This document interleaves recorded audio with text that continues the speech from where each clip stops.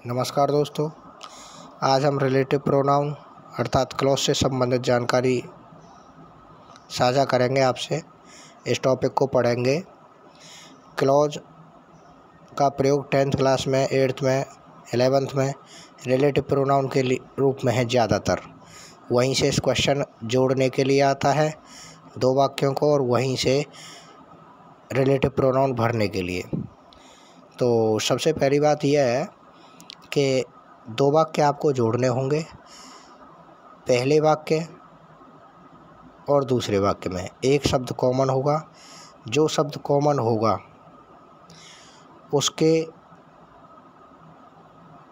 उसे दूसरे वाक्य में से हटा करके पहले वाले वाक्य में जिसके लिए वह शब्द आता है उसके तुरंत बाद वाक्य को लिख देते हैं। जैसे I know Ramesh, he is a doctor. अब आई नो रमेश, रमेश के लिए दूसरे वाक्य में कॉमन शब्द आया, ही इज़ ए डॉक्टर, ही शब्द है, तो ही को हटा करके रिलेटिव प्रोनाउन लगा देंगे। आई नो रमेश, उसके बाद रिलेटिव प्रोनाउन और इज़ ए डॉक्टर। कई बार नाउन सेम रिपीट हो जाती है। I no Ramesh, Ramesh is a doctor, Ramesh को हटा देंगे। I no Ramesh, relative pronoun is a doctor. ठीक है ना। अब देखेंगे सबसे पहले हु का प्रयोग देखते हैं रिलेटिव प्रोनाउन में। हु, हुम, हुज, विच, दैट। जनरली ये रिलेटिव प्रोनाउन के रूप में जोड़े जाते हैं और भरे जाते हैं। और भी हैं एडवर्बियल के रूप में, हैं एडवर्ब के रूप में, उनको बाद में देखेंगे, है ना। सबसे पहला प्रयोग है हु का। हु के प्रयोग को देखेंगे। ये रहा हु। हु का प्रयोग व्यक्ति के लिए होता है। जो नाउन होगी वो व्यक्ति को बताने वाली होगी। इसका प्रयोग सब्जेक्ट के स्थान पर होता है। जनरली ही, शी और दे के स्थान पर होता है। नाउन तो प्रॉपर सीधे के सीधे आ जाएगी, लेकिन प्रोनाउन के रूप में कहाँ पे होता है, कौन से प्रोनाउन के स्थान पर होता है, वो चीज़ देखेंगे। सब्जेक्ट के स्थान पर होता है और ही, शी, दे के स्थान पर होता है। अब देखेंगे इसमें रानी इज वर्किंग हार्ड, इस वाक्य को, है ना। She knows me. दोनों वाक्यों में कॉमन शब्द क्या है, या पहले सेंटेंस की नाउन के लिए दूसरे सेंटेंस में कौन सा शब्द आया है। पहले सेंटेंस के नाउन के लिए दूसरे सेंटेंस में जो शब्द आता है उसको हटा देते हैं। रानी के लिए आया है, या रानी के लिए क्या आया है, सी को हटा देंगे। सी को हटा देंगे।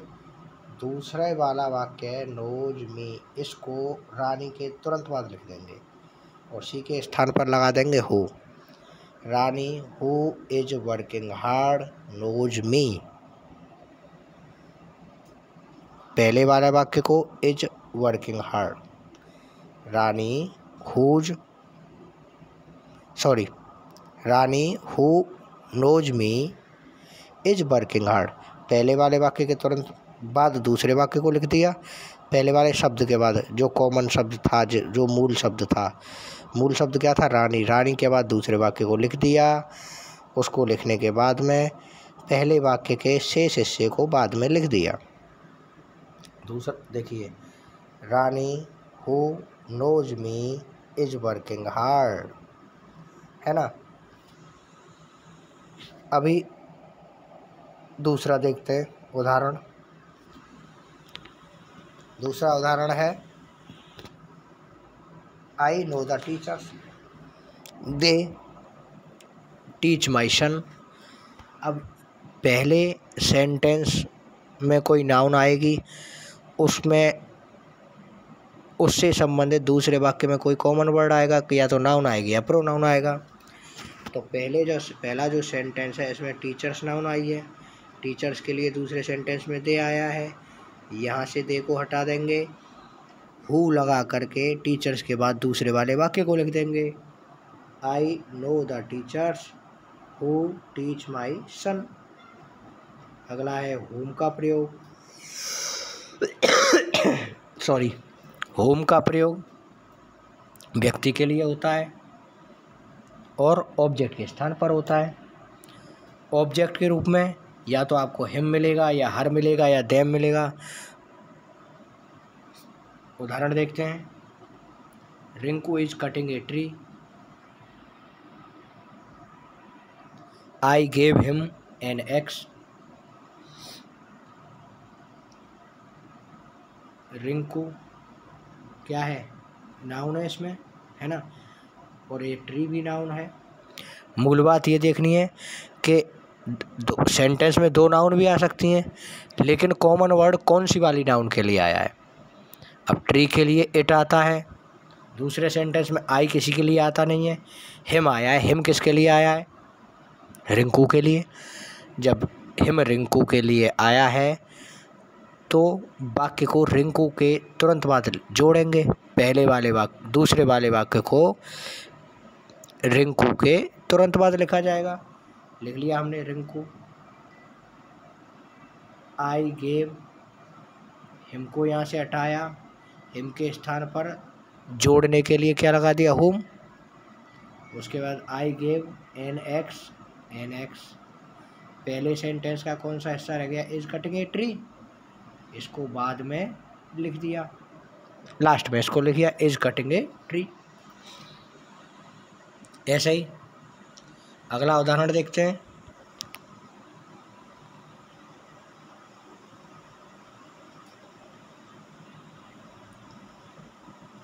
Arun meets Vinita, they teach हर।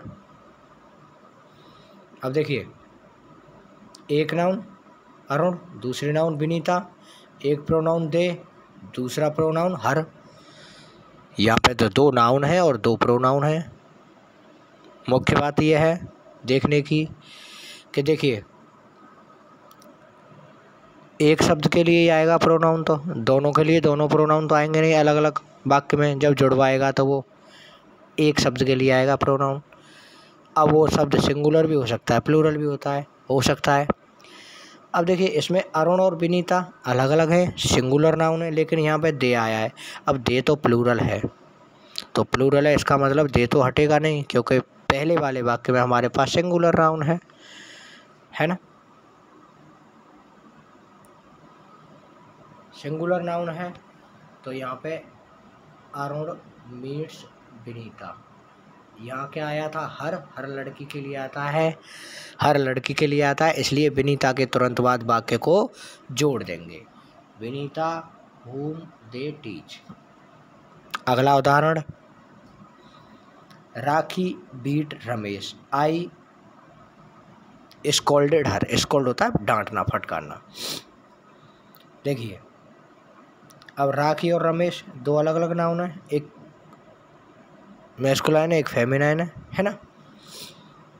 इसमें देखेंगे आई स्कॉल्डेड हर, आई को तो हटाते नहीं, स्कॉल्ड को हटा देंगे नहीं, हर को हटाएंगे। हर किसके लिए आया है, राखी के लिए, तो वाक्य को राखी के तुरंत बाद जोड़ देंगे, राखी whom आई स्कॉल्डेड बीट रमेश। ठीक है।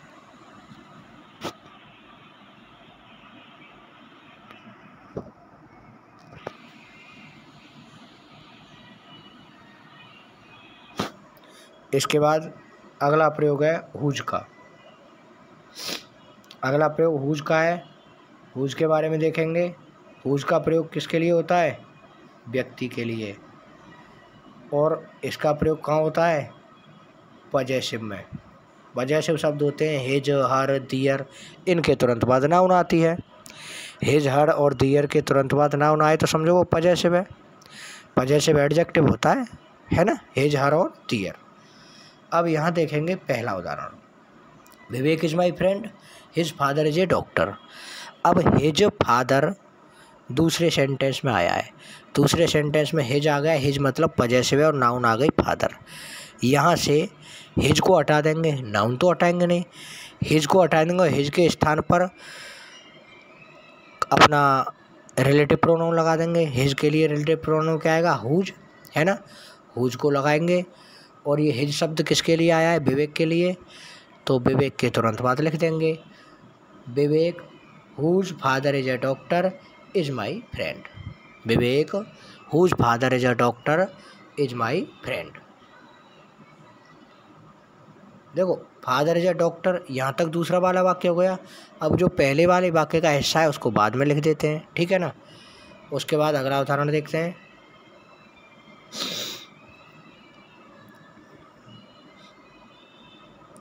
ये रहा, all the students are here, I know their capacity.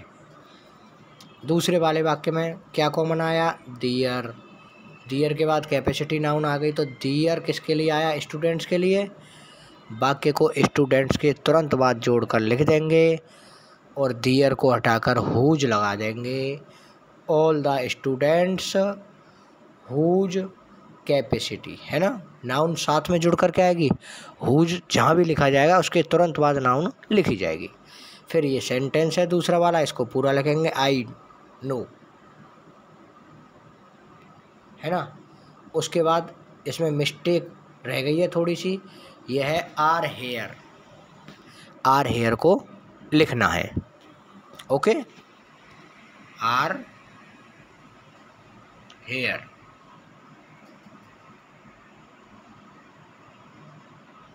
Okay, अगला देखते हैं। अब है विच का प्रयोग। विच का प्रयोग वस्तु और जानवर के लिए होता है। अब वस्तु के लिए जनरली इट का प्रयोग होता है ना, और जानवर के लिए भी इट का प्रयोग होता है। तो वस्तु और जानवर के लिए इट का प्रयोग होता है, और दे का, सिंगुलर होगा तो इट का प्रयोग और प्लूरल होगा तो दे का प्रयोग। इनके लिए देखेंगे जोड़ना। जब जहाँ भी आपको सेंटेंस में वस्तु या जानवर मिल जाए और दूसरे सेंटेंस में प्रोनाउन के रूप में इट के प्रोनाउन या दे के प्रोनाउन हो, तो वहाँ से दे या इट के प्रोनाउन को हटा करके वस्तु या जानवर के तुरंत बाद उसको लिख देंगे, है ना।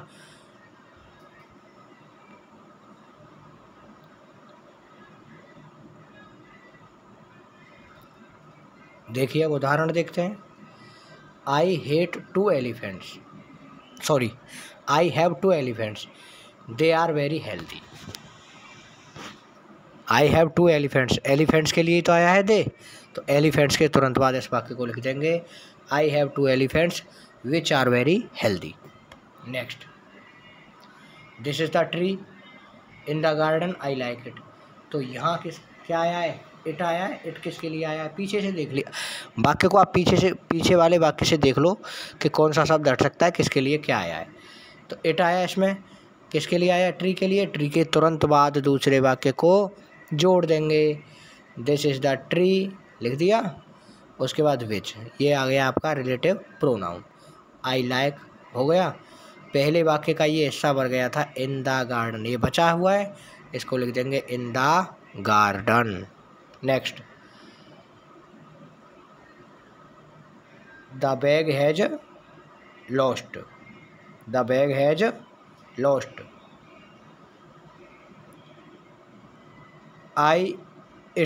It bought from Jaipur.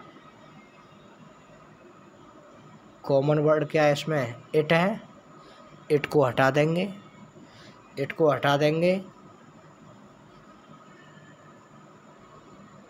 Bag के लिए आया है इट, बैग के तुरंत बाद विच लगा देंगे और वाक्य को लिख देंगे,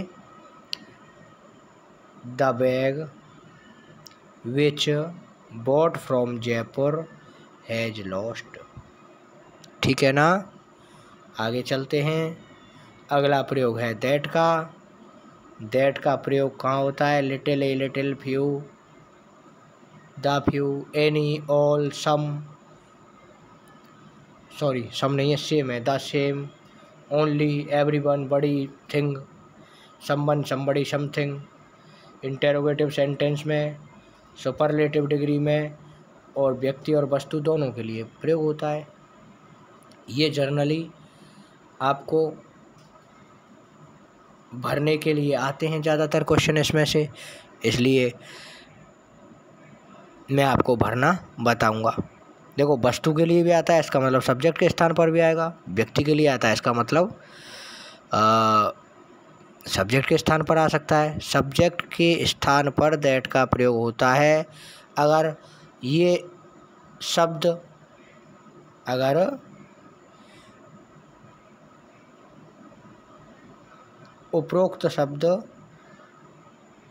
सेंटेंस में दिए हुए हैं। तो अगर लिटिल दिया हुआ है, लिटिल दिया हुआ है, द फ्यू दिया हुआ है ना, ये शब्द अगर दिए हुए हैं तो वाक्य जोड़ने पर